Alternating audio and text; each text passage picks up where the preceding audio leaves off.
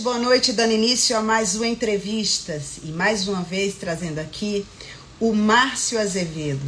Ele é escritor, produtor de elenco, ele é dramaturgo e ele está com uma peça maravilhosa, eu sempre soube, que está em cartaz, né? Está rodando o Brasil com a querida Rosane Goffman, é ela que faz a peça dele. E ele está aqui, já entrou, já está aqui comigo, já vou convidá-lo, já vou apresentar ele a vocês. Vai convidando as pessoas, mandando aviãozinho, né, para que todos estejam aqui na live, para a gente bater esse papo maravilhoso com o querido Márcio. Ele é um querido, um ser humano maravilhoso. E já vou convidar, Márcio, você para entrar. Só um minutinho. Já tem muita gente aqui conosco na live. Vai estar aqui comigo, dividindo telinha. Sejam todos bem-vindos. Grande atriz Rosane Goffman está aqui conosco. O psicanalista Marcos Souza também. Kiko, meu querido produtor, está aqui. Eu estou vendo o outro lado da sala dele, do quarto. Olha ele, gente! Que coisa mais linda! Oi, meu amor. Mais uma vez com você aqui. Que maravilha. Muito obrigado pelo convite. É um prazer estar aqui. Seja e acho que vai ser bem divertido. Seja bem-vindo, Márcio. Olha, Kiko está aqui e eu quero que você saiba que você é uma pessoa que mora no... batom vermelho. Eu tinha que colocar, né? Batom vermelho em sua homenagem. Nós eu digo para todo você. mundo Oi. que o batom foi inventado para a sua boca. A partir daí ele foi divulgado. Já pensou? Eu precisava ganhar uma grana com isso, né? Seja bem-vindo. Vou apresentar a você as pessoas que estão entrando aqui na live. Já tem muita gente aqui conosco. O pessoal vai convidando. Rosane Goffman, né? Está aqui também. Marcos Antônio. Sejam todos bem-vindos. Eneiva. E eu estou aqui recebendo hoje, nessa noite, o nosso queridíssimo Márcio Azevedo. Ele que é dramaturgo, escritor, produtor de elenco. Ele é um ser humano incrível, né? Maravilhoso, dedicadíssimo ao que faz. E Márcio foi um produtor de elenco da TV Globo durante 6 anos, né? Aí de 97 a 2003, através da produtora Lucinha Camargo, onde aprendeu muita coisa do que sabe até hoje, né? Durante 6 anos esteve ao lado de Maria Clara Machado, né, no Tablado, considerado a maior escola de teatro. Elaborou cursos, montou peças, espetáculos, escreveu diversas peças teatrais e, recentemente, lançou um livro, né? Eu sempre soube de uma peça que ele já vem há 4 anos em cartaz, com a maravilhosa Rosane Goffman, que está aqui conosco também. E vamos falar um pouquinho sobre isso, né? O que é que está acontecendo aí na vida de Márcio, que está uma turbulência de muitas coisas acontecendo. Mas muitas coisas. Muitas coisas acontecendo. Não é que eu procure, as coisas vêm. Hoje eu estou chegando de um ensaio. Antes dessa live eu estava num ensaio de um projeto. Tem um estreando dia 8 de dezembro, um estreando dia 18 de novembro. De coisas assim, tudo de uma semana para cá. Você não programou nada para esses espetáculos agora que estão acontecendo? As coisas foram acontecendo. Esse de hoje é um musical de uma grande amiga minha que a gente falou, vamos fazer, e aí quando viu, fez. Já tomou. O Sarjeta com o Gustavo Mendes, que eu fiz lá atrás, a gente está voltando agora repaginado. Sarjeta. É uma comédia, por um grande amigo meu. A melhor comédia que eu fiz até hoje. Ela e Supermonstro, são as 2 comédias que eu amo. E embora eu fale que Eu Sempre Soube, é uma comédia. As pessoas riem muito no Eu Sempre Soube. As pessoas riem o tempo todo.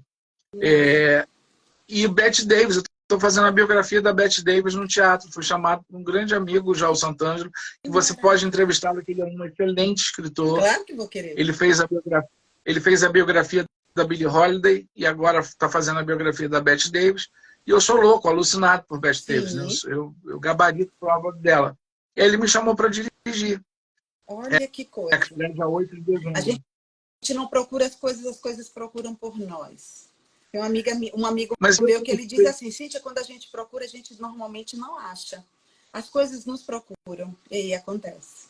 É quando tem que acontecer. Eu tenho, esse ano de 2020, 2023, 2022, aliás, desde a pandemia, eu tenho olhado muito para o meu espírito, para a minha alma, tenho olhado muito para o que está em volta e tomei uma decisão assim, não quero fazer parte da Matrix. A Matrix eu chamo tantas pessoas que só pensam nelas, que são egoístas, que querem puxar o teu tapete. Eu falo, eu não quero fazer parte disso, eu quero ser amor, eu quero dar amor, mesmo que eu tenha que restringir o número de amigos, mesmo que eu tenha que me afastar de alguns lugares, mas eu quero emanar amor. Eu acho que isso faz a diferença no mundo. E aí eu fiz um mergulho em cristaloterapia, radiestesia radiônica e o tarô, que eu sempre joguei desde os 15 anos. Então, com tudo isso, eu hoje acredito que eu estou atraindo, sabe, esses convites, essas coisas. É um resultado dessa lei da atração que eu tenho praticado muito diariamente.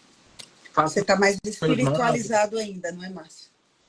Sempre fui, mas eu acho que a pandemia veio para dizer para a gente assim, olha só, vocês podem ser dizimados igual os dinossauros foram. Então é melhor vocês puxarem o freio de mão, é melhor vocês serem amigos, terem empatia. Essa é a palavra que eu mais prego atualmente, ter empatia, se colocar no lugar do outro. Será que isso que eu estou fazendo vai magoar alguém? Será que isso que eu estou fazendo vai doer em alguém? Será que eu vou prejudicar alguém com essa atitude? É ter empatia pela dor do outro. Aí eu fui estudar comunicação não violenta, que eu me apaixonei por isso, não sei se você conhece. E estamos agora nessa onda desses projetos novos. Nossa, tanta são gente bacana projetos. Ayla Santos, Jonathan Almeida, Leonardo, Josi Cícero, Ricardo, Marquinhos, grande grande diretor, advogado, Márcio Azevedo, está aqui. Quem? Carlos Henrique. Um grande advogado, amigo meu. Olha, seja bem-vindo. Todos muito bem-vindos.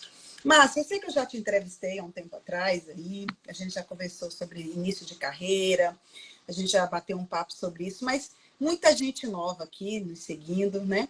E eu queria que você resumisse um pouquinho, porque assim, sua mãe, Ângela, trabalhou na Rede Globo durante 33 anos, né? O seu pai também como cenógrafo na mesma emissora, né? Na Rede Globo. Esse fato de você ter vivenciado isso tudo, né, durante tanto tempo, como criança, te definiu no meio artístico a ser o profissional que você é hoje? Nos resume um pouquinho da tua história, do Márcio menino até... Como é bom olhar para você ser tão bonito. Márcio é assim, minha gente. Ele me constrange com tanto amor. São várias histórias que a gente conhece de filho de médico que vira médico, filho de advogado que vira advogado. Eu acho que a gente quer estar perto do pai e da mãe, a gente quer agradar o pai e a mãe, não sei, eu não sei te dizer isso. Mas o que eu digo sempre é que a Rede Globo foi a minha babá, já falei isso em várias entrevistas. Eu fui muito pequeno, minha mãe estava lembrando esses dias, eu fazendo dever de casa com a Antônia Carreiro. Ela tirava, eu levava os cadernos, o Guilherme Caram me ajudava a fazer dever de casa. Eu me lembro de eu estar sempre no chão dos estúdios, nos camarins, com meus livros, meus cadernos e fazendo dever ali. Meu colégio era em frente à Globo, eu só atravessava a rua. Nossa. Só tinha que atravessar a rua. E o segurança... a Rose Scal, que está aqui. Rose, meu amor. A Márcio Azevedo, Amor é Mio. A Rose te ama também. Rose, seja muito bem-vinda. Admiro muito o seu trabalho. A Rose é maravilhosa. Então, eu acho que crescendo nesse ambiente, a gente acaba tomando gosto. Claro, eu acho que também vem no meu DNA, estava ali para ser artista. Sim. Só que você perde um pouco o prumo da realidade. A criança que cresce num estúdio de televisão, ela perde um pouco dos limites. Porque, por exemplo, todos os meus colegas na escola sonhavam em ir para o Sítio Capão Amarelo, visitar o Sítio Capão Amarelo. A minha mãe era continuista do sítio, eu passava o dia inteiro no sítio. A menina que fazia narizinho, Daniela Rodrigues, dormia na minha casa, eu dormia na casa dela. Depois a Isabela Bicalho, eu estava sempre com a Emília. Minha mãe fez a Cuca. Uma vez a Catarina Abdala faltou, minha mãe entrou dentro da roupa da Cuca. Então você acaba perdendo o prumo do que é real. Meu pai fazia Trapalhões, Vivo Gordo, tudo que era no Teatro Fênix. Trapalhões, Vivo Gordo, Globo de Ouro. Depois fui fazer Carga Pesada, Plantão de Polícia. Então eu estava sempre nas gravações, ou com meu pai, ou nas gravações com a minha mãe. Depois minha mãe foi casando, e sempre com pessoas da área. Então meus padrastos eram da área. Vavá Torres foi meu padrasto, Roberto Lopes, que era ator, foi meu padrasto, fora os namorados que minha mãe teve. Meu pai também namorou atrizes. Então você acaba crescendo naquele mundo. E eu era um peixe fora d'água. Aí eu estou falando, meio abordando na sexualidade mesmo. Assim, eu não me via no judô, eu não me via na capoeira, eu não me via em nada. Até os 15 anos de idade, quando eu fui para o tablado. Então, quando eu cheguei no tablado, eu encontrei os meus. E a história do patinho feio, né? Que ele só se acha... Ele não sabe que ele é ganso. Que é ao contrário, né? Que ele está numa família de ganso. Ele acha que é o patinho feio. Eu achei os meus ali. Eu sou de uma época que era Malu Mader, Cláudia Abreu, Marcelo Serrado, Leonardo Brito. Leonardo Brito era da minha turma, Heloísa Perissé da minha turma, Maria Clara Gueiros, Gabriel Fon, filho da Joana Fon. Então, assim, era uma turma. Eu estou esquecendo, Luiz Carlos Torinho, muita gente que era dali. Maurício Matara, Alexandre Frota. Era desses anos que eu fiquei no tablado. Então, você encontra os seus, você encontra gente que fala a tua língua. E é o que eu aconselho para todo mundo, cara. Se você tem um filho, uma filha, que não está se identificando, que não está feliz na vida de adolescente, põe no teatro. O teatro salva. Mesmo, eu nunca quis ser ator, mas o teatro me salvou. Hoje eu sou um homem feliz, realizado, porque eu entrei naquele tablado aos 15 anos de idade. Entrei em setembro de 87. E me sinto muito realizado. Então é um conselho que eu deixo para as pessoas. Se seu filho é diferente, sua filha é diferente, o teatro vai curar. O teatro vai salvar, com certeza. Foram anos, né, de profissão já, que já se passou. Muitos anos. Muitos trabalhos realizados, né, mano? Você elaborou muitos cursos, né? Curso para atores, muita coisa. Montou espetáculos, várias peças teatrais. Mas quem foi a Lucinha Camargo na tua história de vida? Ah, meu amor, eu tenho umas pessoas, uns anjos que entram na minha vida e que vão marcando minha história. A Lucinha Camargo é a maior produtora que a televisão já teve de elenco. No início, quando a Globo se criou, só tinham 3 produtoras de elenco. Maria Carmen Barbosa, que faleceu agora, a Lucinha Camargo e a Frida, que eram coordenadas pela Ana Margarida, se não me engano. Então a Lucinha se tornou uma azoga, a Lucinha se tornou uma das melhores, se não a melhor. E a Lucinha é touro, ela é muito rápida, ela é muito precisa, ela é muito certeira naquilo. A Lucinha me ensinou a não errar. Ela me explicou que televisão é uma máquina, é uma indústria, e você não tem tempo para errar. Então você escalou um ator, o ator não foi, o estúdio está lá montado, montaram um cenário, o elenco já estava vestido, trouxeram as roupas de longe. Você não pode chegar e falar assim, olha, o cara quer fazer o médico faltou, o que eu faço? Você tem que ser assim, olha só, vamos supor que fosse você. A Cíntia que ia fazer a médica não veio, mas já está aqui a Maria Antônia vestida, ela é tão boa atriz quanto, tão bonita quanto, está com o texto decorado. Eu só posso levar o problema quando eu tenho a solução. A Lucinha sempre dá o exemplo a gente sempre dá o exemplo do Guaraná. Eu preciso de um Guaraná para fazer a cena. Não tem, pega um chá, bota água mineral com gás, que ele vai ficar mais ou menos da cor, pega uma garrafa verde, vira de lado e diz que é Guaraná Antártica, tá ali. Você não pode não se esquecer no Guaraná, não vai ter a cena. Você não tem, é muito dinheiro envolvido numa gravação. Você não pode cancelar uma gravação por qualquer motivo. Então, haja o que houver, você tem que driblar o erro e acertar. Você não pode ficar barata voa, com cara de caneca, o que está acontecendo? Não, você tem que ir lá e dizer, ó, tenho esse problema, mas tenho essa solução. E isso a Lucinha me deu esse ritmo na vida. Então, eu sou muito rápido. Eu não tenho tempo para ficar triste, eu não tenho tempo para ficar magoado. Eu tenho que ser frio e rápido naquilo, entendeu? Numa hora de cena, ao vivo, no teatro, não tem como você repetir, né? Já aconteceu muitas vezes assim do ator esquecer um texto. E aí, o que acontece na hora? Cara, tem uma história. Não vou dar nomes para não ser antiético. Sim. Mas uma atriz muito famosa, global, estava fazendo Ópera do Malandro. E era numa hora de um dueto.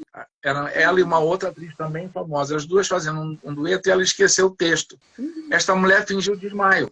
Caiu dura em cena, com uma plateia lotada. 700 pessoas dentro do teatro, que era no Carlos Gomes, e ela desmaiou. A outra atriz abaixou para acudi-la, né? A ela que no chão só fez assim, deu uma piscada de olho. Menina, foi um quebra-pau.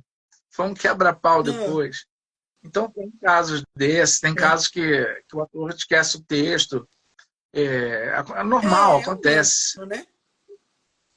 Mas eu acho que assim, o grande barato é você assumir o erro para o público. Gente, para. Sério? A gente fazia um espetáculo do Chico Buarque, um musical do Chico Buarque, e a atriz que fazia, uma das atrizes que fazia, passou a noite numa enchente, em cima da geladeira, sentada em cima da geladeira, porque a casa dela encheu de água e tal. Ela e o neto. E ela esqueceu o texto todo, mas esqueceu, errou de ponta a ponta. Era mulher de Atenas. Ela parou e falou, gente, desculpa. Gente, Silvio Guerra, o maior advogado, o advogado das estrelas, eu sou louco para montar a vida desse cara no palco, levar ele para o palco. Ele é um ator. Silvio Guerra é um gênio. Silvio Guerra é um gênio. É o advogado do Tiago Lacerda, advogado do André Gonçalves, advogado da Daniele Vines. O cara é um gênio. Esse cara é um gênio. Muito bem-vindo à nossa live, Silvio Guerra. Depois de tantos elogios assim, temos muita gente legal. Silvio Guerra, seja bem-vindo. Silvio Guerra é aquele leonino, ele é aquele advogado que não joga para perder. Se ele pegar uma causa, você pode ter certeza que ganhei a causa. Esse é o Silvio Guerra. Pronto, já sei onde procurar um advogado quando precisar de mim.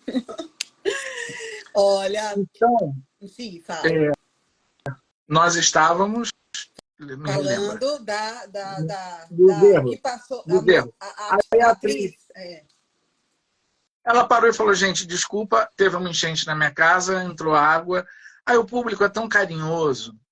Eu sou um tarado por tempo de comédia, né? Eu sou um estudioso, eu estudo muito tempo de comédia. Aí eu peguei 6 episódios do Sai de Baixo, que vinham no DVD, e fui estudar. Eu falei, vou ver aonde tem as piadas. E como eram episódios espaçados, falei, vou ver aonde tem um pouco das piadas. E o maior tiro de piadas é sempre que o Falabella saía do Caco Antibes e voltava a ser o Falabella. Quando ele fala assim, Araciba Labarian, que fez a novela tal, Cláudia Gimenez, que ele ficava de conhecer teu passado. Toda vez que ele sai do personagem, é onde o público mais ri. Então o público gosta disso. O público gosta... eu costumo dizer o seguinte, você não iria para um circo se você tivesse a certeza que o trapezista não vai cair. Você tem lá dentro de você, no seu inconsciente, no lado sádico seu, que naquela noite que você está indo, é o dia que o trapezista vai cair. Porque se você tiver a certeza que ele não vai cair, você não olha. Você vai ficar no celular, você vai ficar abaixando a cabeça, vai comer uma pipoca. Você só fica olhando e tenso porque você acha que naquele dia ele vai cair. A mesma coisa é um cantor. Você vai ver o show do cantor, você ama a Maria Bethânia, mas você fala assim, será que hoje ela vai dar um ataque, ela vai dar um chilique? Será que hoje ela vai errar a letra? Será que o músico vai tocar errado? A mesma coisa um ator. Você vai ver uma peça de teatro, será que vai dar branco? E quando dá... Eu fui ver uma peça de teatro há pouco tempo aqui no Rio, e entrou polícia no meio da peça. Nossa. Entrou a PM armada dentro do Teatro Clara Nunes. Tinha um menino com uma deficiência mental, e ele estava no espetáculo vendo. Comendo o amendoim na primeira fila. 3 mulheres peruas, chatas, implicaram com o garoto. Esse garoto é um querido no meio artístico, todo mundo adotou ele, ele vai todo dia ao teatro. E ele tem, eu esqueci, não é deficiência, tem um nome que dá. E aí as mulheres ligaram para o marido. No meio do espetáculo, o marido entrou pelo teatro e deu um tapa na cara do garoto. Eita. Bateu no garoto. Meu amor, 10 minutos depois tinha polícia. Isso era um musical do Cláudio Botelho chamado Avenida Aqui. Então essas coisas acontecem. A atriz perdeu a voz na hora, na mesma hora. E a gente tem que estar aberto a isso tudo, né? Acontece essas coisas. É ao vivo, né? Não tem nada programado ali. A gente não é gravação. Agora, não, eu sempre soube. A gente fazendo Eu Sempre Soube, no Sesc de Niterói. O prédio ao lado, parede com parede, pegou fogo. E a peça acontecendo, a gente desesperado, com medo daquele fogo entrar no teatro, pegar o teatro. Sim. Acontece. Ninguém saiu correndo. Não sei se você sabe, se você lembra, se chegou aí na tua cidade, que aqui no Rio de Janeiro teve um teatro chamado Teatro Clara Nunes, que pegou fogo. Lembro. As 2 peças que estavam no teatro eram minhas, Corta e Supermoça. As 2 peças. Então acontecem essas coisas, né? Rola, e a gente tem que estar aberto. Meu amigo John, quanta gente querida aqui. Que legal, que bacana. A Rose está falando, meu guru, diretor e amigo lindo, Arrase. O Embro Diniz, boa noite a todos. Márcio, beijinhos. Sexta, Adriano está dizendo, eu sonhei em ser Pedrinho, isso na época de Dona Zilca. Júlio César Rosana Garcia disse, está aqui. Saudades de você, Márcio. A Guica Dima, tá? É o Guica Dima também está falando aqui com você. Sigam esse Topperson, eu vou fixar aqui. É o Kiko. É o Kiko. Marquinhos. Olha só, Marquinhos é da Rede Globo, é um dos melhores produtores da Globo. Esse garoto é de ouro, esse garoto... Pense numa pessoa que é pura bondade, é o Marquinhos. Ele trabalhou comigo quando eu era produtor de elenco lá. Aqui, ele está falando, além de ser um grande artista, é um ser humano maravilhoso, né? Rita Porto, beijo, minha querida, saudade de você. Rita Porto. Rita também fez uma live linda aqui comigo. Que Mafalda Minotti está aqui também. Seja muito bem-vinda, Mafalda. Está aqui conosco. Mafalda, eu escuto sempre você cantando Lavian Rose. É a melhor gravação depois de Piaf.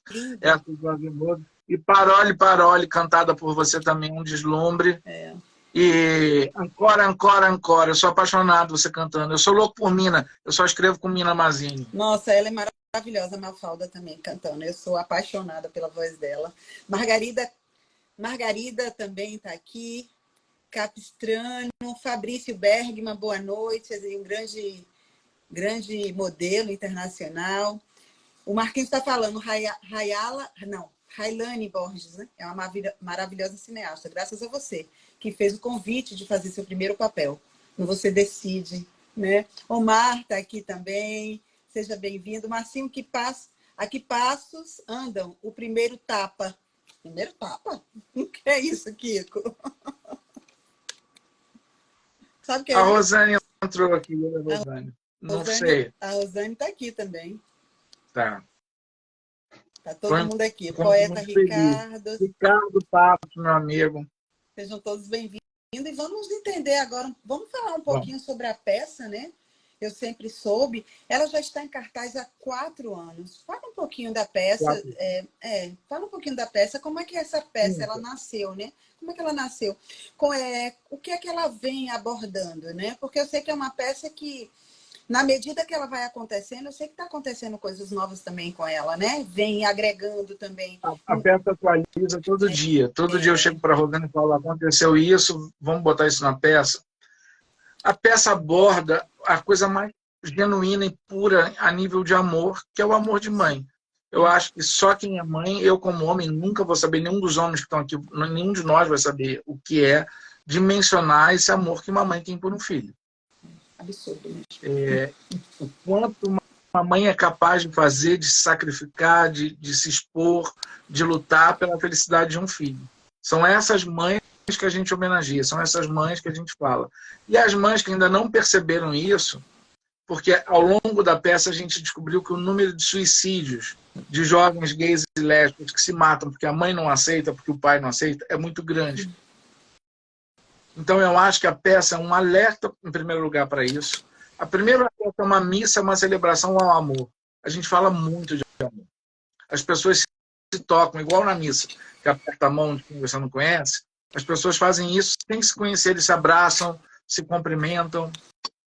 Porque a peça fala 1h20 minutos falando de amor, de amor, de amor, de amor, de amor. Segundo ponto, a gente alerta essas mães, olha, ou você acolhe seu filho, ou provavelmente você vai perdê-lo. Pode ser que ele vá embora e não volte, pode ser que ele caia nas drogas, pode ser que ele se prostitua. As lésbicas, geralmente, porque não estão preparadas para serem expulsas aos 15, 16, 17 anos, caem na prostituição.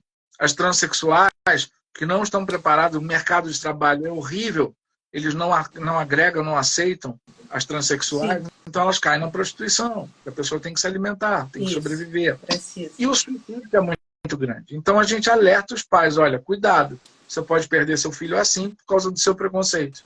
E tem dado certo, a gente tem conseguido fazer uma campanha muito bonita.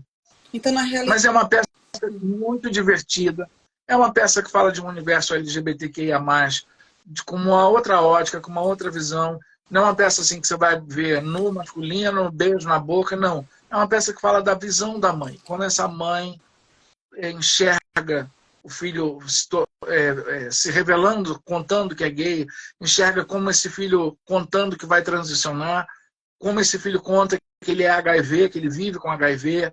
Então são 98 mães São vários momentos que essas mães passam. O luto que uma mãe vive, que isso tem que ser respeitado. A mãe teve uma filha mulher. Essa filha resolve se tornar um homem trans. Essa mãe vai precisar ter o luto da filha e o novo nascimento do filho. Sim. Não é uma coisa fácil. E a gente tem que respeitar esse momento dela. Normalmente as mães aceitam melhor do que os pais, né? E aí existe a guerra entre o pai e a mãe dentro de casa, né? Eu vou te dizer o seguinte, pela experiência que eu tive nessa peça. Quase todo gay já está preparado para que o pai não aceite. Porque desde muito criança, a gente já tem aquele machismo ali. E a gente acha que a mãe vai acolher. Quando a mãe não acolhe, é que dá a piração na cabeça do ser humano. Porque se o teu pai e a sua mãe te acolhem, você enfrenta o mundo. Você não tem medo de ninguém, Cíntia. Quem é gay aqui, se tiver algum gay que possa falar isso aqui no chat, quando teu pai e tua mãe te aceitam, você enfrenta tudo. Vó, avô, tio, tia, família, colégio, professor, colega de trabalho, porque seu pai e sua mãe estão ali para te proteger. Agora, quando a tua base, o teu alicerce te bota para fora, dá na tua cara, te castiga, te pune, não fala contigo, debocha, aí teu mundo acaba. Aí você não tem força. Você não está preparado para brigar com seu pai, para brigar com a sua mãe, para enfrentar seu pai, enfrentar sua mãe. Por isso a importância das mães estarem do lado, comprar a briga do filho, pegar na mão do filho e dizer, estamos juntos, vamos pular daqui da altura juntos, se morrer, morreu, se voar, voou. Mas você não está sozinho. O calo da humanidade é a rejeição, né? O ser humano... Pois não, perdão. O calo da humanidade é a rejeição. Né? A pessoa... Sim. O problema do ser humano é a rejeição. A gente vê pessoas aí com os maiores problemas, tudo proveniente da rejeição. Seja dos pais, seja dos amigos, seja... Em algum momento teve uma rejeição. Isso causa um trauma gigante no ser humano. Eduardo, beijo, querido. Eu estou escrevendo um trabalho chamado Antes de Tia, para o audiovisual. Eu vou falar de novo, eu gosto de falar de temas tabus que ninguém tem coragem de falar. Sim, esses temas são sempre contundentes, né? Eu estou falando do gaslight, que é um assunto que está muito na moda. Eu já falo de gaslight há muito tempo. Só que agora é uma coisa que está sendo debatida. O gaslight, geralmente, quando ele é apresentado, é um marido que tenta enlouquecer a esposa. Sim. Geralmente é isso. Eu estou fazendo um gaslight de mãe e filha, porque existe uma quantidade absurda de mães que não suportam os filhos, que não gostam dos filhos, que não querem os filhos, que rejeitam os filhos. E ninguém fala do contrário desse amor todo que eu prego. Eu conto a história de uma mãe que ela tem pavor da filha dela. Ela vai fazer de tudo durante todos os capítulos, que é audiovisual, para tirar a filha do caminho. Lá na frente vai ter uma explicação, a gente sabe o que aconteceu, o que levou aquilo. Sim. Mas muita gente, e isso pira a cabeça de um ser humano. A pessoa que não tem uma relação boa com o pai, que não tem uma relação boa com a mãe, ela não cresce normal. Não tem terapia. Não tem, não. Quando você é maltratado pela sua mãe, quando você é rejeitado pela sua mãe, você pode ver que é uma coisa que não vou generalizar, mas muita gente que foi dado para adoção se questiona por que minha mãe me deu, por que minha mãe não me quis. É uma coisa que não sara, uma cicatriz que ela arde sempre. E engraçado que essas mesmas pessoas que foram rejeitadas, elas querem um dia poder conhecer o pai e a mãe biológica. Uma busca louca, né? Uma busca incessante. Por mais que diga que não quer, lá na frente ele sempre vai querer. Ele vai querer entender o motivo pelo qual ele foi rejeitado. É um problema. Eu tive um pai muito violento. Eu tive um pai extremamente violento. Não comigo, mas com a minha mãe ele era muito violento. E a minha relação com meu pai foi muito difícil.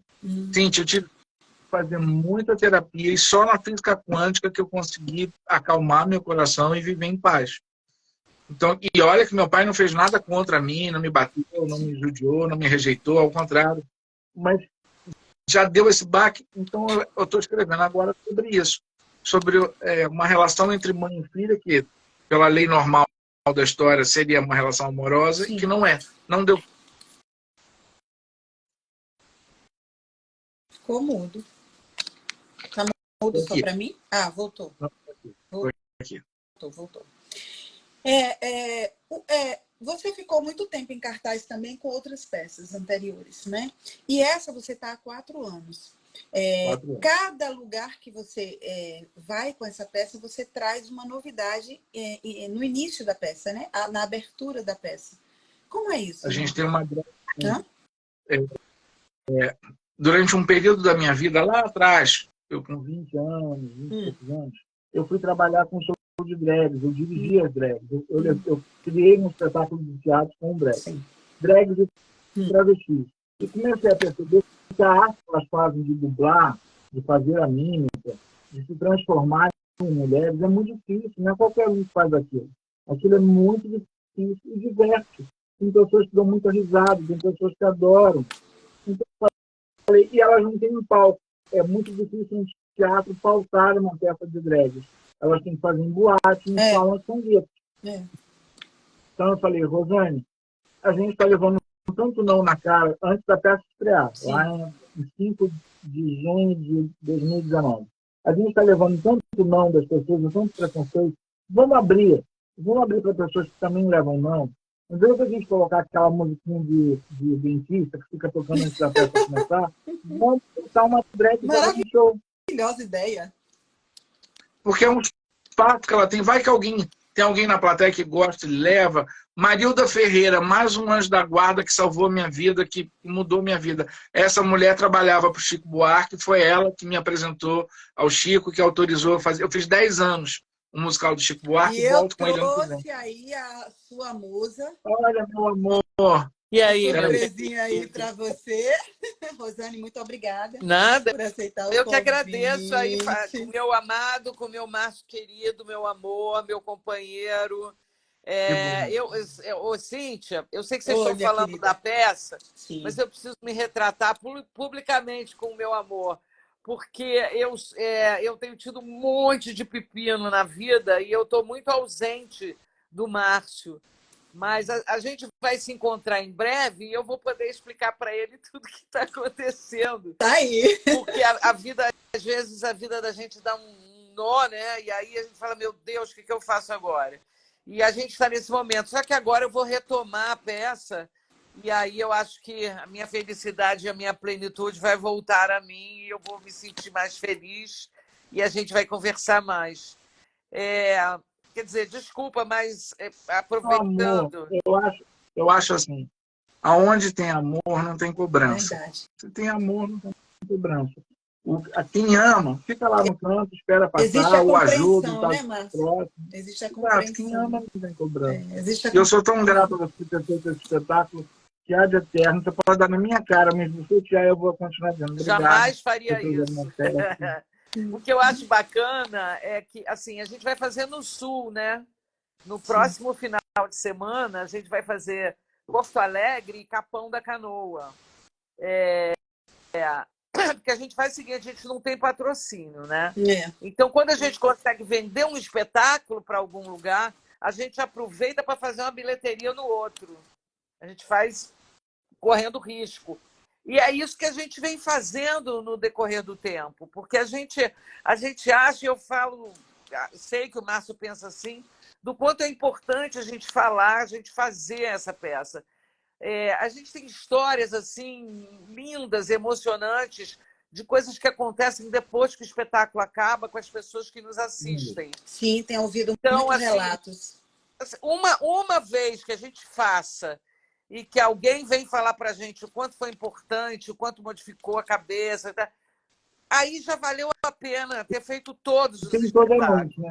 Eu acho que toda noite sempre tem alguém, quando não é mais de uma, sempre, todo espetáculo, tem alguém que dá um relato que faz valer a pena. Eu falo assim, eu sou artista mesmo. E ser artista é isso. Você sabe, a gente fez um espetáculo fechado dentro de uma empresa e um rapaz veio falar comigo depois, era uma empresa de gás e óleo. E aí o rapaz veio falar comigo depois, ele falou assim, olha, Rosane, eu fui criado numa família evangélica e eu sempre segui todas as leis da religião da minha família. Mas depois de assistir esse espetáculo, eu tenho certeza que eu vou olhar para essa questão aí de uma forma muito diferente. Pronto. Já é como se conseguiu o objetivo que eu realmente queria. E é isso. Isso é fazer Eu Sempre Soube, sabe? é a gente É muito bom. transformar Você me as corrija se eu cabeças. estiver falando besteira. É muito bom ganhar dinheiro com a peça. Tem lugares que a gente vai que pagam legal, que a gente ganha uma grana. Sim. É muito bom saber que a peça vê matérias, o RJTV, seja uma live que for. Mas o melhor é ouvir das pessoas e ver na plateia o quanto a gente conseguiu tocar o coração delas. Isso é tudo. Sim, as pessoas choram muito, emocionadas. Não porque a peça é triste, choram emocionadas. Mães que abraçam os filhos na mesma hora. A última fala da Rosane é: vá para casa e abraça o seu filho. Naquela hora, a gente sabe que a mãe e o filho na plateia, porque não tem como. Toda mãe abraça o filho na plateia. Nossa, então, essa doida para que de vocês amor, tragam essa peça aqui para Aracaju. Vamos organizar, leva né? Então, eu tenho que ver um produtor aqui nessa área aí. Aqui Onde temos você, o Teatro onde você Ateneu. É, Cíntia? Eu moro em Aracaju. E nós Eu temos adoro. teatros aqui. Eu acho Aracaju temos lindo. É. Aliás, eu sou louca por Norte e Nordeste, eu sou louca por esses lugares. Porque vindo para cá, nós temos Maceió do lado, nós temos Salvador do lado, né? E tem Recife também, que também está aqui perto, né? Eu vou dar uma. Eu fiquei de dar uma olhada aqui no Teatro Ateneu. Um amigo meu agora é lá, é diretor, presidente, nem sei, do teatro, me convidou para conhecer. Eu vou saber de tudo direitinho lá e vou ver como é que a gente pode fazer para trazer essa peça para aqui, para Aracaju. Vou entrar em contato com alguns amigos em Salvador. Quem sabe, né, dá certo. Doida para assistir essa peça e fazer ela vir aqui. Você sabe a coisa que eu mais sonho? Talvez seja utópico, mas o meu sonho de consumo é que algum governo pagasse a gente, porque não dá para fazer de graça. Não. E eu queria ir nos lugares que não têm acesso à cultura, nos lugares onde os pais espancam os filhos, nos lugares onde no interior do Sul, que é tão preconceituoso, Nossa, no interior... E aqui no Nordeste? Sabe? Tem noção. Eu queria onde tem coronelismo aqui. ainda. Você não tem noção do machismo estrutural. Lugar, e nós temos machismo estrutural aqui. Curiosamente, os lugares que a gente está conseguindo ir, os próximos locais que a gente vai, é tudo Sul. A gente não está conseguindo ir para o Nordeste. Eu tenho feito uns contatos, tenho falado com umas pessoas, mas não tenho dado, não acontece. Não sei por que não acontece no Nordeste. O Sul está... não sei te dizer. Aqui tem muitos shows. Eu vejo poucas peças de teatro, eu vejo muito mais espetáculos de shows de cantores, né? Mas a gente vamos trabalhar para isso, né? Eu vou mexer Se Deus quiser por aqui e ver aí trazer tanta peça bacana, né, para vir para cá. Eu não estou louca para assistir o espetáculo de vocês, eu sempre acompanho por aqui pelas mídias. E hoje eu queria muito bater esse papo aqui com o Márcio, e aí eu pedi para a Rosane, eu esqueci que entre em contato com a Rosane, para ver se ela dá uma entradinha. E como é trabalhar com esse grande dramaturgo aí, né? Esse grande escritor. Maravilhoso! Na verdade, assim, pode parecer que eu estou me repetindo, falando... Enfim, Márcio é um presente. Pronto. Márcio já definiu é um presente, tudo. Eu sempre soube, é um presente. Eu não tenho muita vontade de fazer outra coisa, primeiro, porque eu acho fundamental fazer o Sempre Soube. Eu acho que eu sempre soube, não pode parar. E eu tenho muita vontade de manter viva a chama mesmo desse espetáculo, porque ele é muito importante. E é o que eu te falei, ele atualiza. Você viu agora na imprensa o porteiro que tomou café enquanto o gay era espancado, o ator que era espancado? Nossa, aquilo ali me chocou. Aliás, entrou no espetáculo. Chocou a muitos, né? Uns não se chocam, não, mas... Isso entrou no espetáculo no dia seguinte. O dia que a Cacau Protásio foi humilhada dentro de um corpo de bombeiros, porque ela estava de uniforme, entrou no espetáculo a ponto da Cacau mandar recado para a Rosane. O dia que o motorista de Uber bateu com uma coronhada na cabeça do menino que era gay, entrou no espetáculo. A gente atualiza sempre, porque é preciso falar, é preciso dar espaço para esses absurdos. A gente sempre é uma peça viva, né? É uma peça viva. E essa ideia da abertura que vocês tiveram com as drag, né? Fala disso, Rosane, fala das drags. As drags, elas entram sempre. Tem sempre uma antes de cada espetáculo, né? E é um prazer tão grande e é muito curioso conversar, porque elas me levam a histórias inimagináveis. Na verdade, elas são uma das vertentes que me inspiram no espetáculo, porque quando as pessoas falam de gays, de trans, é sempre pensando numa grande festa, em muita cor, mas tem tantas histórias por trás disso, daquilo, que a gente precisa conhecer. Tem tantas moças que novinhas foram expulsas de casa porque se encontravam... Não, eu não sei como você conseguiu entrar em cena uma vez, logo que estreou no Dulcina, a travesti que foi fazer o show, no camarim, antes de entrar em cena, falou assim, não, porque uma vez meus 12 irmãos me amarraram num poste, sem água e sem comida, e me deixaram ali 2 dias, que os pais tinham ido viajar. São umas histórias muito barra pesadas, como tem histórias engraçadas, delas fazendo os vestidos dela, sim, os fervos. O camarim da Rosane parece o Lacage Fole. É uma loucura. E a gente conversa muito, bate muito papo, eu fico conhecendo muitas histórias. É inspirador. Ao mesmo tempo que há histórias difíceis, é muito inspirador. Eu tive a oportunidade de entrevistar uma drag, ela mora na Alemanha, é a Leclerc. Não sei se vocês conhecem. Leclerc. Maravilhosa, muito amiga da Daisy Nunes. Minha amiga, maravilhosa, faz uma playback linda. Maravilhosa. Eu tive a oportunidade de entrevistá-la. Ela mora na Alemanha, né? Mas a história dela é linda. Linda, linda, linda. Eu conheci ela através de Daisy Nunes, né? Foi Miss Brasil. A primeira negra a ser Miss Brasil, a Daisy Nunes. Também maravilhosa. Pois é, eu quero agradecer aqui a participação da Rosane. Obrigada, meu por ter amor. Atendido, né, aí ao nosso pedido para fazer uma homenagem ao nosso querido Márcio Azevedo, que eu sou apaixonada por esse homem aí, viu? É um querido, assim, um fofo. Não conheço pessoalmente ainda, né, Márcio? Quer ganhar para sempre? Quer ganhar para sempre? Quero. Como uma caixa de inha benta para ele. Eita, mas pronto. Acabou-se. Fácil, fácil. Isso é fácil. Pode deixar comigo. Te amo. Obrigada, meu amor. Fiquem com Deus. Até breve. Tchau.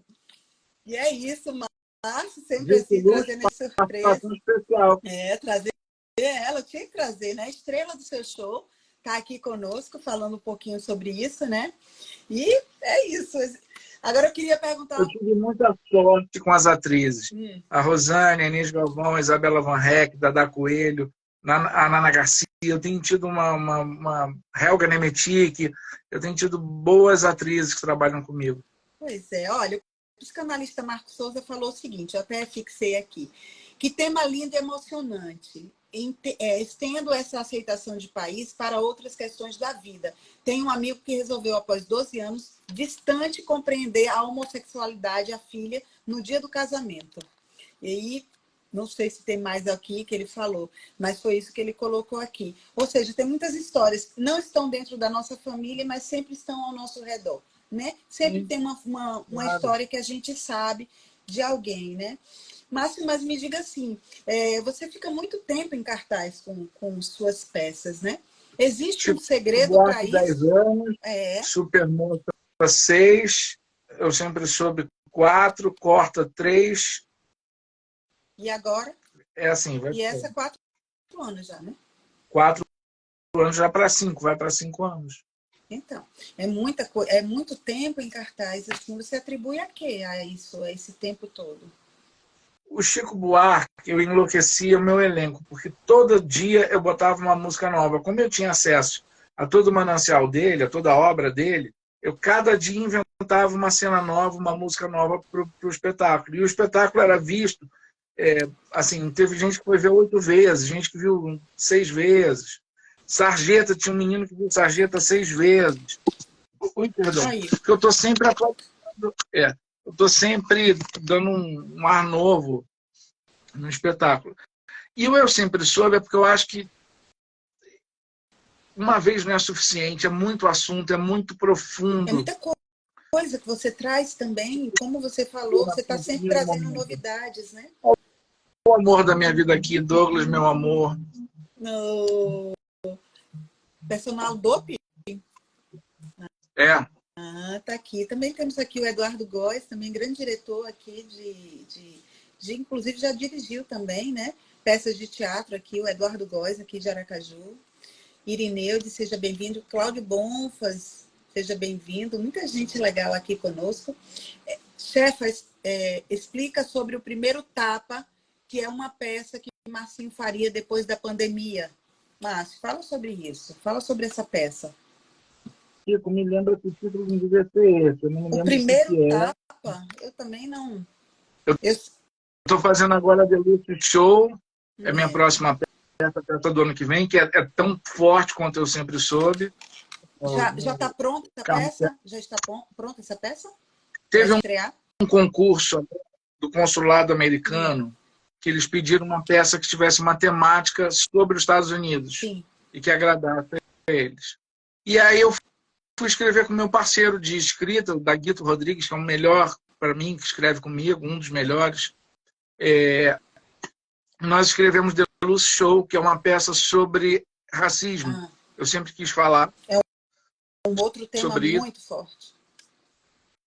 Aí eu falei assim, não é só isso, a peça vai além. Aí eu comecei a falar de rede de proteção e eu fiquei apaixonado de falar sobre isso. A peça conta a história de uma mulher que é casada há 33 anos com o marido dela, tem 2 filhos adolescentes, um de 17 e um de 14, e o marido, depois de 33 anos, estupra a mulher. E aí ela é professora, ela resolve denunciar o marido.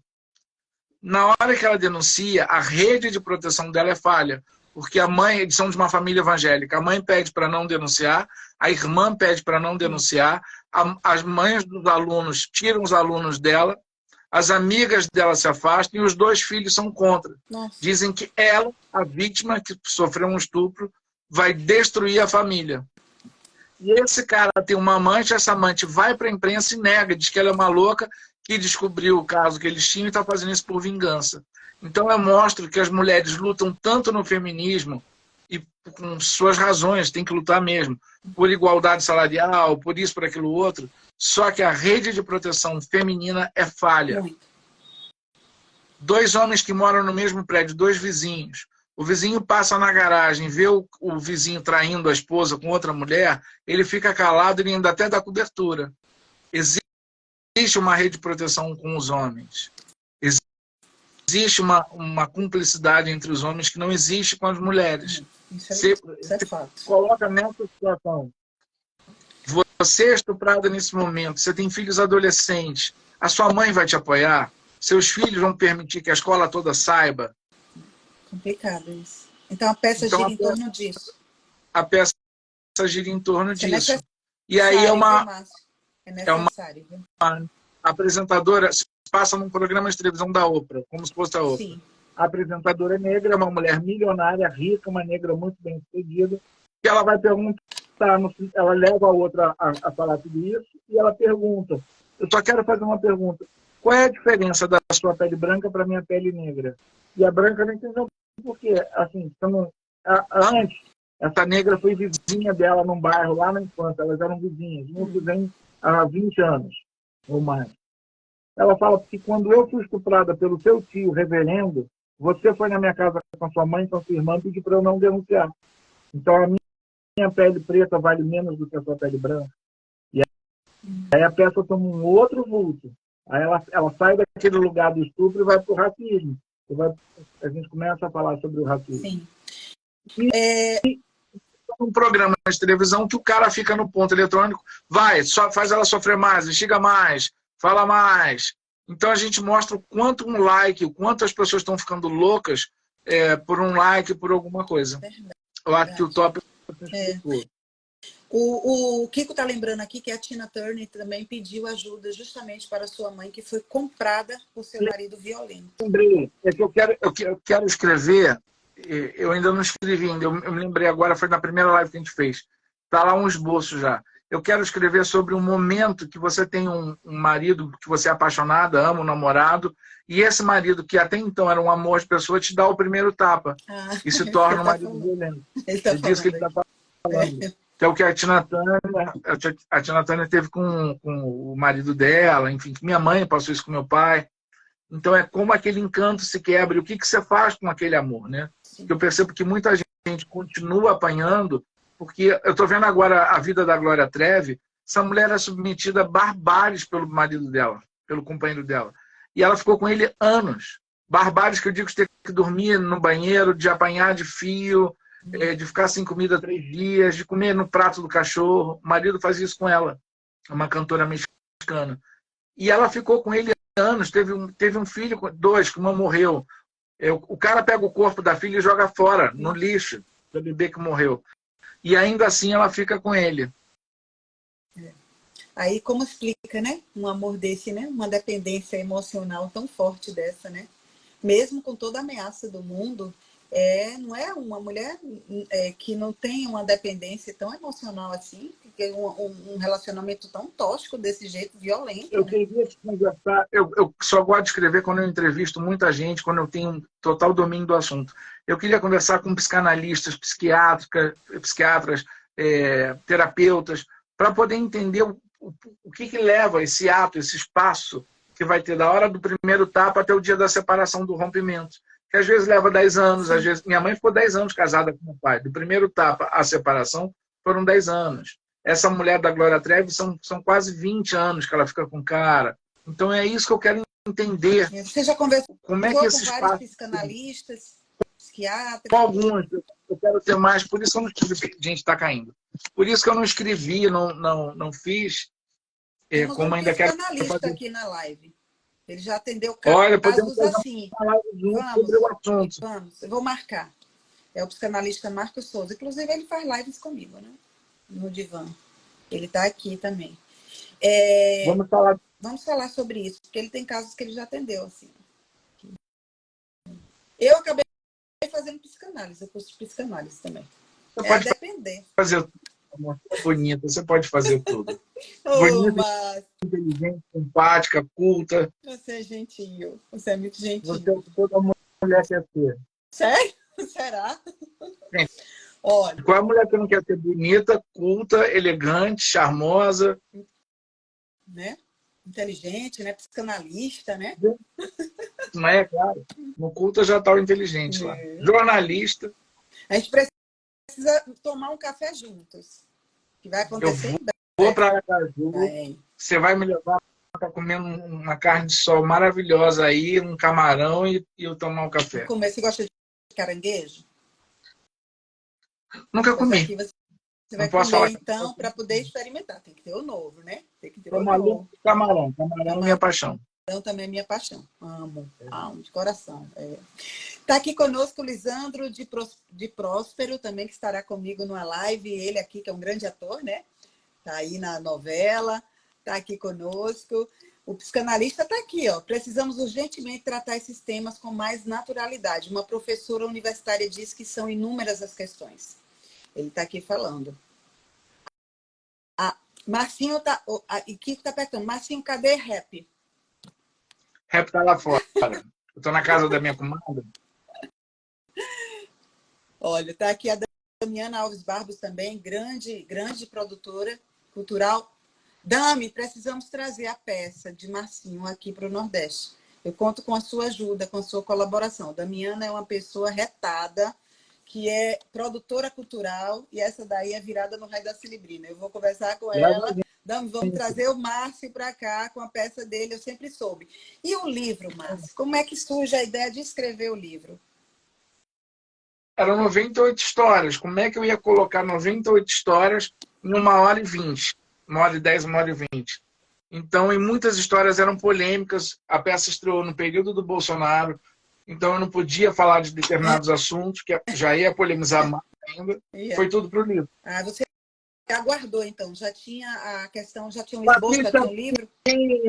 Que atriz maravilhosa que está aqui. Patrícia, eu te amo tanto. Você conhece Patrícia Pinho? Ela fez agora uma personagem linda em Terra e Paixão. Patrícia é uma zogue, uma atriz maravilhosa. Patrícia, seja bem-vinda, né? Vamos marcar uma live também para divulgar aí o seu trabalho, né, Márcio? Divulgar aí o seu trabalho. Está fazendo uma peça chamada Catomante. A Patrícia é um escândalo. Nossa. Uma comédia. Preciso conhecer. Está aqui também Carlos Evanei, ele que é o cover do Roberto Carlos, está chegando aí final de ano. E eles vão bombar aí a gente, né? Ele já esteve aqui comigo no live, já fez aqui a apresentação, é lindo ele cantando, Roberto Carlos. Seja bem-vindo. E estão todos aqui. Então, Márcio, você também, desse tempo aí de pandemia, pós-pandemia, você também acabou também dirigindo a Casa Zafir, né? Não, eu escrevi, eu roteirizei. Quem dirigiu foi o Val Rotão. E do que se tratava, de fato, esse A Casa Zafir? Era um programa de entrevistas feito na Casa do Zafir. Ele vai me dar uma entrevista no jornal. O Desafio, Luciano. Que massa, legal. Já enviei para ele, inclusive, todo o material da entrevista. E espero que ele consiga essa semana, para sexta-feira ele está saindo na coluna do jornal. Que eu quero que você volte também, porque tem muito assunto para a gente colocar de novo. São 2 jornais que eu estou escrevendo agora, que é o Jornal Zona Sul de Sergipe e o Top News. Vai dominar o mundo. Daqui a pouco eu estou estiverando na bancada do Jornal Nacional. Oh, meu Deus do céu. Quem sabe, né? Vamos plantando aí para ver se a gente colhe isso aí. Igual a Renata, você. Oh, meu Deus, obrigada. Vamos lá, Márcio. O que é o sucesso para você? Ele te assusta? O sucesso é uma grande cilada. E principalmente na profissão que eu escolhi, é uma grande cilada. Porque eu costumo assim, a partir do momento que um médico sabe fazer uma cirurgia bariátrica bem feita, ele faz 50. Eu sempre soube que eu tenho casa lotada. Eu fiz Belo Horizonte, eu sempre soube em Belo Horizonte. Eu tive gente na porta voltando e indo embora porque não tinha ingresso. No mesmo mês ou no mês seguinte eu fiz Curitiba e eu tinha 13 pessoas na plateia. Muita gente. Então o sucesso é uma grande armadilha. Você fala assim, estou com sucesso, eu sempre soube, todo mundo gosta, adora. Aí você vai para uma cidade e você tem 13 pessoas na plateia. As 13 pessoas adoraram. Para aquelas 13 pessoas foi um sucesso. Então o sucesso é muito relativo. A vida do artista, ela é assim, né? Não, tem momentos... Não estou falando mal, me perdoem que parecer que eu estou falando mal, mas não é não. João Emanuel fez um grande sucesso chamado Avenida Brasil. Sim. E de lá para cá ele não repetiu aquele sucesso. Ele sabe fazer. Ele fez Avenida Brasil. Mas o sucesso no meio artístico depende do texto dele, do elenco escalado, da direção certa, da produção certa. Então não é como um médico que sabe fazer a bariátrica que vai fazer 50. Para o resto da vida, talvez. O arquiteto, depois que ele faz um arranha-céu, ele faz 50 arranha-céus. Você não acredita que isso depende também muito de época, não? Por exemplo, eu vou falar de comédia. Sim. Tem dias que você está fazendo uma comédia que todo mundo vem abaixo. Aí, naquele dia, a plateia combina lá fora, olha, hoje a gente vai dar perda total nesses atores. Ninguém ri. E ninguém ri. Eu fui ver a peça do Fagundes, que a propaganda da peça do Fagundes é assim, uma risada por minuto. No dia que eu fui ver, são 10 envelopes. Ele abre 10 envelopes na peça, a peça é dividida em 10 cenas. Só foram rir no 6º envelope. Eles já estavam em cólicas, porque ninguém ria de nada. Ai, meu Deus. Uma risada não teve. Ele, no final, ele faz um debate, ele falou, gente, não sei o que aconteceu hoje, se é a chuva, se é não sei o quê, vocês estão cegos, vocês só foram rir no 6º envelope. Então, fazer uma comédia que ninguém está rindo. Então, o sucesso na classe artística, você vê a Regina Duarte, a mulher que foi mais famosa, de repente, por uma opção política dela, por ela ter dado a fala errada na hora errada, a carreira dessa mulher desmoronou. Nossa. Igual o Castelo de Cássia. A Cássia quis, porque ajoelhou no chão, beijou maçã e foi falar dos gays, a carreira dela caiu igual um castelo de cartas. Então, o sucesso ele é muito perigoso. Eu acho que o que eu quero para a minha vida é acertar. Se eu me comprometi a fazer o Eu Sempre Soube para emocionar as pessoas, eu quero que emocione. Eu vou fazer o Sarjeta agora com o Gustavo. A proposta é fazer rir. Então, eu quero que as pessoas riam. Se eu cumprir o meu papel, eu acertei. Ok. É isso que eu queria. Agora, fazer sucesso, buscar o sucesso como um louco, desejar o sucesso. Amor, eu vejo vários artistas que caem no ostracismo e ninguém procura mais, ninguém mais quer saber, ninguém liga, ninguém procura. São grandes atores, né? Quando estavam em alta, todo mundo queria, todo mundo falava, mas caiu no ostracismo, fica. Nossa, eu tenho entrevistado tantos atores e atrizes maravilhosos que fizeram grandes papéis na televisão. E que hoje uns ainda vão para o teatro, uns ainda vão para o teatro, mas assim, quanta gente puxou o sapo, quanta gente paparicou, bajulou a Lucélia Santos. Agora, cadê as pessoas da Lucélia, estando do lado da Lucélia, abraçando a Lucélia, convidando a Lucélia? Sim. Então, assim, é um sucesso. A mulher foi escravizada, acho que é a atriz mais famosa desse país, do mundo, né? depois da Regina Duarte, é a Lucélia Santos, né? Que ganhou o mundo. E cadê as pessoas convidando essa mulher para trabalhar? Talento ela tem, ela é ótima atriz. Excelente. Não deixa, talento engraçado. Não acaba, né? Talento não é uma acaba. Pessoa divertida. Ela é uma colega ótima de ter perto, ela não é chata, ela não é sacana, não. Mas cadê? Então, eu acho que o sucesso é muito perigoso. Muito, muito, muito. Aqui, o psicanalista está perguntando. Márcio, como você se define num mundo ainda tão careta? Márcio é revolucionário, né? Eu sou transgressor, essa é a palavra. Eu sou ariano e tenho ascendente em Gêmeos. Então, assim, eu sou muito questionador, eu sou muito curioso. E eu acho que, enquanto escritor, eu tenho a obrigação de lançar esse questionamento para o público. Claro que eu não sou Deus, eu não sei tudo, não sou dono da verdade. Sim. Mas essa questão, por exemplo, eu tenho uma visão que talvez as pessoas não tenham. Cara, existe mãe que odeia filho e é preciso falar desse ódio. Como é que esse filho sai dessa relação tóxica? Como é que é uma mãe que faz gaslight com a própria filha? Como é que é uma mãe que tortura o filho psicologicamente? Tem que se falar sobre isso. E talvez eu falando sobre isso, eu salve a vida de uma pessoa. Eu faço uma das mães perceberem, uma mãe narcisista, o que ela está fazendo com o filho. E aí, meu trabalho enquanto artista valeu. Essa peça agora, eu sempre soube... Eu tive um pai, a Rosane podia falar isso naquela hora, eu tive um pai que se ajoelhou no teatro e pediu perdão ao filho dentro do teatro. Olha que coisa depois linda. Então eu acho que eu sou muito transgressor com a minha arte. Até nas comédias eu sempre eu incomodo, eu gosto de incomodar o público, eu gosto de fazer o público pensar. Mas tá chato, eu vou dizer, tá muito chato. A gente foi refazer Sarjeta agora, metade das piadas eu não posso mais fazer porque o mundo está no politicamente correto, as pessoas não têm mais humor. E olha que eu nunca falei mal de deficiência física, nunca falei mal de limitações, nunca falei mal de cor de pele.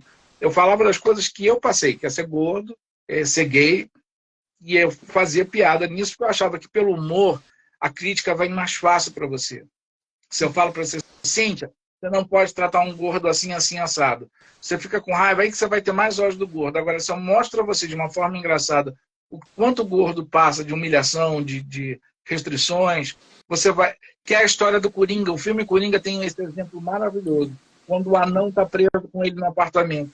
O cinema inteiro ri de um sofrimento que aquele anão está passando. Sim.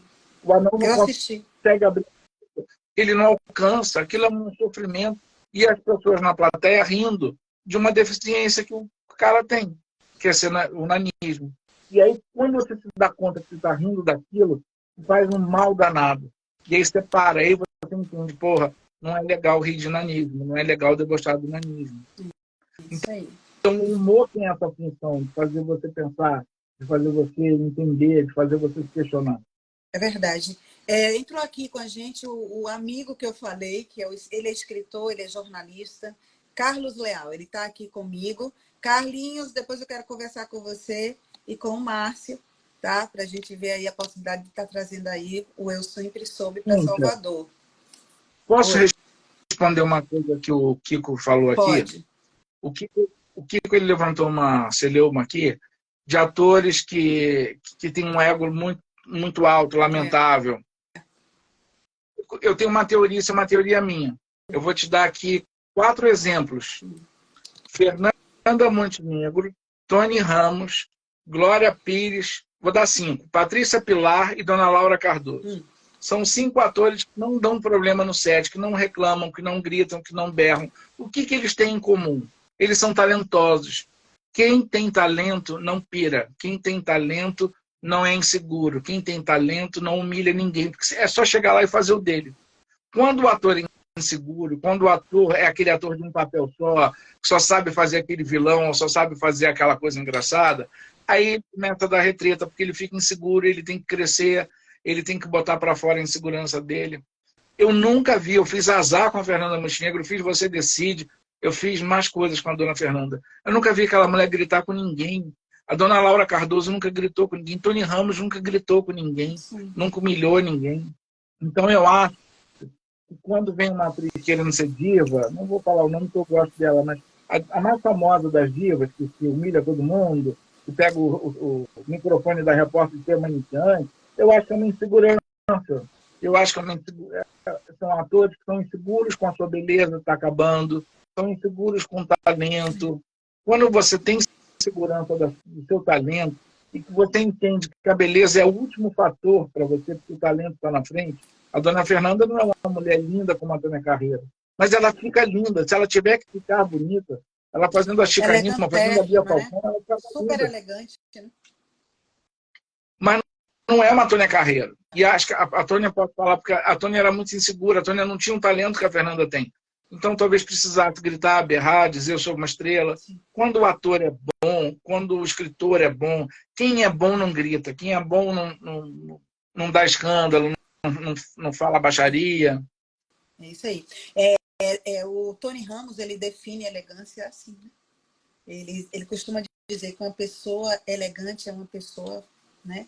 A elegância, ela é tudo no tratamento com a outra pessoa. Ele define muito bem a questão da elegância. Eu fui numa palestra de 5 horas da Fernanda Montenegro. E ela, na palestra, eu tinha gravado. Ela diz uma frase que é assim: uma estrela de verdade não cria problemas, uma estrela traz soluções. É isso aí. Eu acho que essa frase da Fernanda resume tudo. É isso aí. Essa é a elegância, é o tratar com outra pessoa, que é o que Tony Ramos ele costuma dizer. O tratar bem a outra pessoa é a pessoa ter elegância. Ele fala muito nisso. Eu acho maravilhoso. Olha, o Carlinhos aqui está falando o seguinte: Carolina Dickman pirou quando teve que trabalhar com o estreante Giannichini. Ela mesmo já declarou. Né? É a pessoa que eu mais tenho pavor na minha vida. Se passar numa calçada, eu atravesso. Carolina Dickman não é gente. Carolina Dickman não é gente. Ela não tem talento. Ela acertou numa cena que raspou a cabeça, porque o clima, a música ajudou, porque a direção foi boa. Mas eu tenho horror a essa senhora. Pavor dela. Ela destruiu a vida de Marcos Frota. Essa mulher, por onde passa, ela é um câncer. Pois é, aí, Carlinhos, você aceitou aí no comentário. Marquinhos está falando o seguinte: parabéns, Márcio, por falar nesse assunto, sobre o ego dos famosos.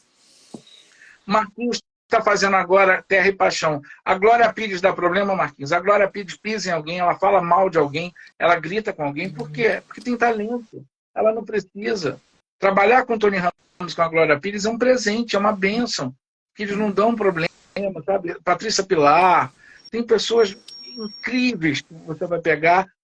A Drica Moraes, você olha para essas pessoas, talento, tem talento. Fernanda Torres, são pessoas que têm talento. Ele está falando aqui que a Fernanda disse para mim: eu não devo ser elogiada por fazer o que é certo. Falou aí. Eu vi uma cena da Fernanda na Globo, a gente fazendo a novela Zazá. Estava todo mundo ali na salinha de espera para começar a gravar e estava a televisão ligada. Tinha aquele programa Video Show e o Video Show tinha Falha Nossa. Aí mostrou uma cena que a Glória Pires fazia com Cadu Moliterno no Dono do Mundo. E ela errou várias vezes. Ela tinha crise de riso. Ela ia gravar, tinha crise de riso. Aí todos nós que estávamos na sala, se eu não me engano, estava a Fafi Siqueira, estava o Neila Torraca, estava o Celso Tirré, todo mundo rindo daquilo. E a Fernanda calada séria. Aí todo mundo se deu conta de que a Fernanda estava séria. E alguém perguntou: Fernanda, assim, eu não posso achar graça de um erro profissional. Isso é a minha profissão. O ator não saber o texto é motivo de vergonha, não de achar graça. E aí ficou aquele silêncio na sala. Ela falou: quando um ator erra um texto, você tem que falar desculpa para o colega, desculpa para a equipe, e vamos gravar de novo, por favor. E aí ficou. Então, são esses bizus que eu pego dos mais velhos, do Paulo Otran, do Mário Lago, da Natália Timber, eu sempre fico com esses mais velhos, tirando coisas deles. Isso aí. O que está dizendo? Para mim é o tom. Esse negócio de chamar de negão ou preto não é motivo para processo. Uma piada de leve não mata uma mente madura. Mas não funciona mais assim, Kiko, infelizmente.